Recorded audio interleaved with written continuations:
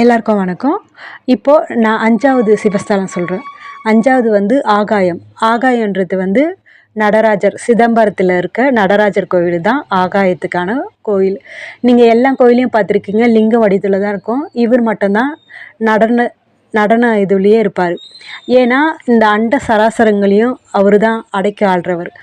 அதோடைய ஒரு சிறப்பு என்னென்னா, சிவபெருமான் இருக்காங்கள்ல, அந்த நடராஜர் கோவில் பின்பக்கம் ஒரு திரை ஒன்று போட்டிருப்பாங்க. அது நமக்கெல்லாம் யாரும் திறந்து காட்ட மாட்டாங்க.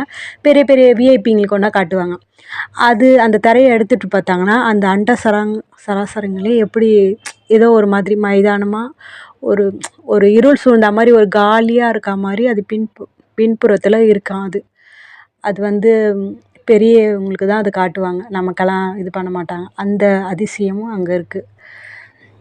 அப்புறம் இன்னொரு சிறப்பு என்னென்னா, இவருடைய நடனத்தை ஆடுறதுக்குன்னு அவங்களுடைய மனைவி பார்வதி அம்மா வந்து எந்த நேரமும் சிரிச்சுட்டே அவருடைய நடனத்தை ரசிச்சுட்டே இருப்பாங்களாம். இந்த கோலமும் நீங்கள் அங்கே போயிட்டு பார்வதி அம்மாவை பார்த்தீங்கன்னா அவங்க சிரித்த முகத்தோடு இருப்பாங்க அம்பாள்.